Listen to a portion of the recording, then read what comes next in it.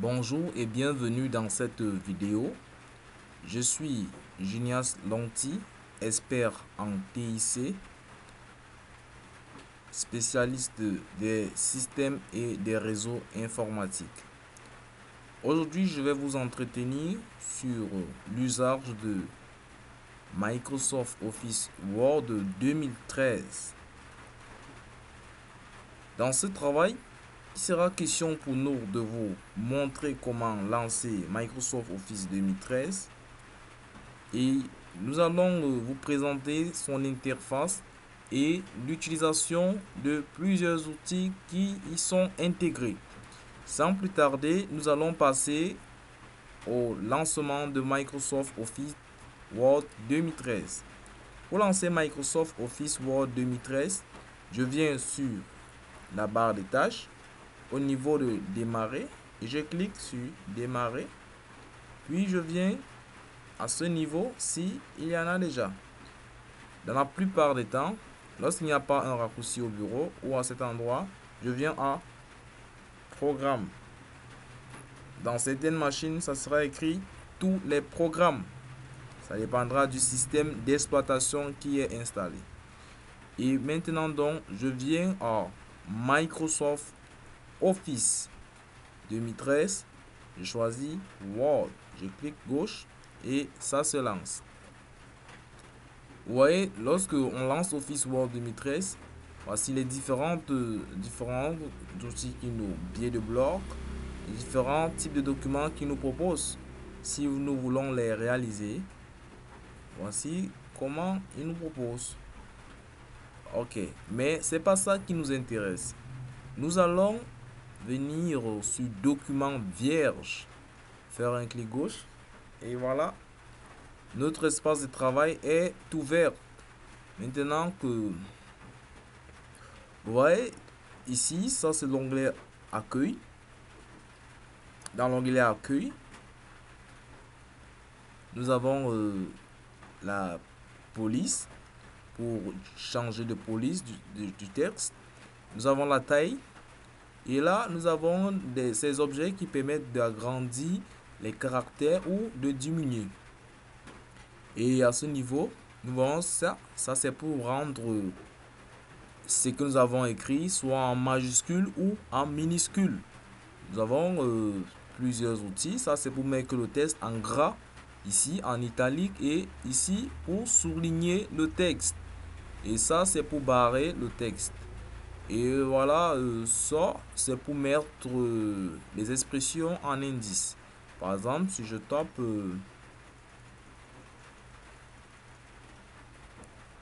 X, je veux mettre X, base 2. Je viens prendre la base ici. Je clique là, voilà, et je mets 2. Je peux faire, si je veux mettre en exposant, je viens là. Je mets par exemple plus X puissance, pour mettre la puissance, je clique là, puissance 2. Voilà, sans puissance. Et voilà, si je veux barrer ce texte, je le sélectionne. Bon, en fait, avant de effectuer une opération, je désélectionne d'abord ceci. Si je ne désélectionne pas cela en faisant un clic gauche, tout ce que je vais faire sera toujours en puissance 2. C'est-à-dire que la suite du texte sera toujours en haut comme ça. Regardez, vous voyez, c'est au-dessus. Parce que ici est sélectionné. Donc, pour ce faire, je viens d'abord décocher là. Je sélectionne dans mon texte et je vais utiliser l'objet barré. Je clique gauche et vous voyez, là, tout est barré, barré, barré, barré. Voilà. Ok. Et là, également, ça c'est pour changer la couleur. Ça c'est pour changer la couleur de nos textes. Une fois qu'il est sélectionné, je viens là. Je vais prendre la couleur rouge. Ouais, là, il devient rouge. Et ici, ça c'est pour griser. Cet objet permet de griser le fond de nos textes. Si je fais un clic gauche là, voilà, c'est grisé là. C'est grisé. Voilà, c'est grisé. Ok. Maintenant, donc, Ça, ici, si je sélectionne mon texte, je peux le dégriser. Là, toujours au même endroit, tu vois, il est dégrisé. Je sélectionne, j'enlève ceci. Je sélectionne mon texte. Si je veux le centrer, je viens là et je le centre.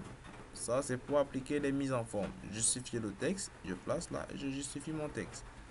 Voilà, si je veux insérer par exemple des puces, je viens là, je mets des puces, ça peut être ça, ça, ou ça, ou ça, ou ceci. Voilà. Et là, si je veux décaler mon texte, soit vers la droite, je prends là, là, là, ou à gauche, je prends là. Et maintenant, donc, ça, c'est pour gérer les interlignes. Donc, en fait, je vais vous faire une présentation sommaire. Et ici, là, ça, c'est pour gérer les titres. Est-ce que je veux que mon texte soit en titre 1 ou en titre 2? Les titres, on les utilise beaucoup parce que ça va aider au niveau du sommaire. Pour générer le sommaire. Et ça, c'est pour rechercher un élément dans le document. Et ici, c'est pour remplacer un document par pardon, une expression ou un mot par un autre mot. Ça, c'est pour sélectionner. Ok. Voici maintenant l'onglet Insertion. Dans l'onglet Insertion, on retrouve plusieurs outils. Par exemple, si c'est que tu as besoin de faire un tableau, tu viens là, à Insertion toujours. Et si tu veux faire ton tableau, tu viens à Insertion, tu prends un tableau et voici, tu peux choisir le nombre de colonnes, ça s'affiche là en haut. Nombre de colonnes, nombre de lignes, c'est là, toujours Insertion qu'on le fait. Ou tu peux vouloir dessiner ton tableau, tu viens à dessiner un tableau. Ok. Et toujours Insertion, tu vas retrouver page de garde. Tu veux insérer une page de garde dans ton document. C'est les différents modèles de page de garde qu'on te propose. Et tu peux choisir insérer une page vierge dans ton document ou un saut de page, dépend de toi. Tu veux insérer une image, c'est toujours à insertion. Image, si on clique à image, voilà, ceci s'affiche. On recherche une image dans la machine pour l'insérer dans le document. Voici l'image que nous avons insérée. Voilà. Bon, on peut insérer également des formes. Les formes, c'est ceci. Voilà. Là. C'est une forme. Toujours insertion, on peut insérer un commentaire sur le document, les pieds de page du document, numéro de page, les en-têtes et la zone de texte. Pour si on veut insérer une zone de texte, on clique gauche sur zone de texte. On peut choisir de dessiner notre zone de texte là.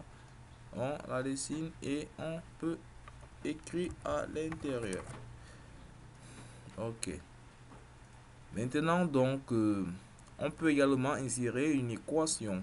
Toujours insertion, si tu veux travailler avec des équations, voici là, nos équations.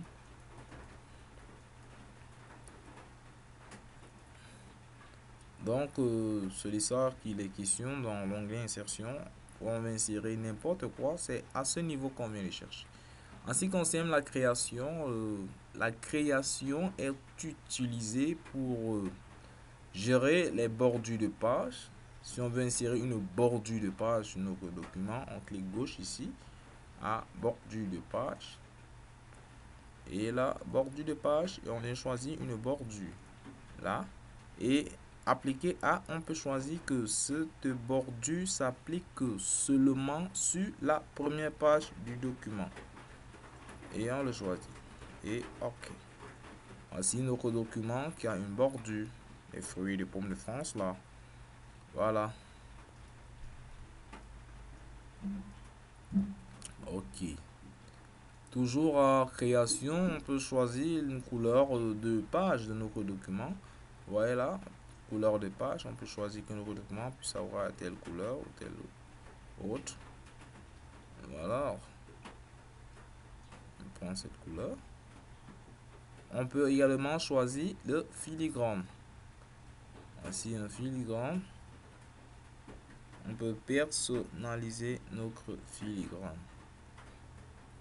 Filigrane.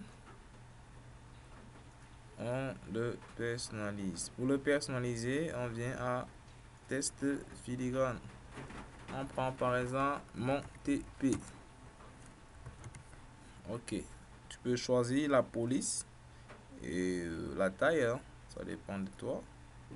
Et la couleur de ton filigrane, sur un noir. Bon, appliquer et ok.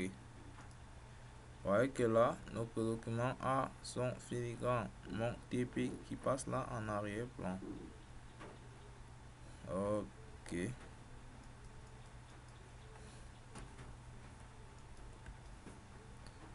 Bon, sans plus tarder, nous allons présenter la mise en page. À l'onglet mise en page, on retrouve les marges du document, l'orientation. Si on veut que le document soit en paysage, comme ceci, on le choisit. Ou bien en portrait, comme c'était avant. Et en la taille, on peut choisir la taille de notre format. On peut gérer le document en 2 parties, 3 ou en fonction de nos préférences. Alors, voilà. Et références. Dans référence, ça sera beaucoup utilisé pour pouvoir travailler sur les tableaux ou les figures ou encore générer une table de matière après avoir terminé les mises en forme. Et toujours dans référence, il y aura, si on veut insérer une table d'illustration, en fait la table d'illustration c'est la table des figures et des tableaux qui sont dans le document, un peu comme une sorte de table de matière, mais pour les figures et les tableaux. Ok, ici on a inséré une légende. Ça, c'est pour mettre le titre d'un tableau ou bien d'une figure. Insérer une création. Voilà.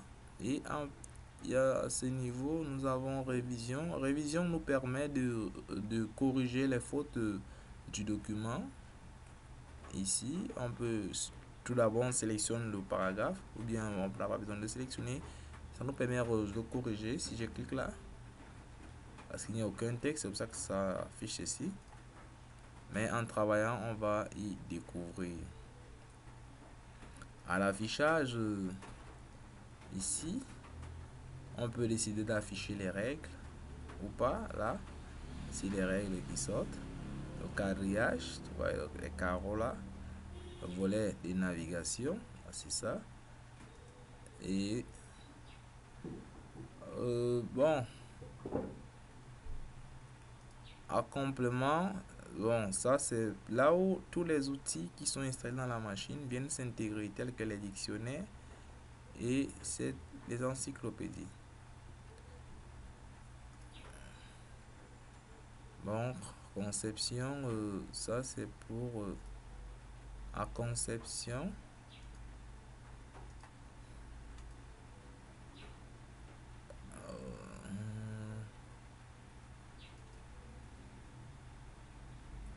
Ok.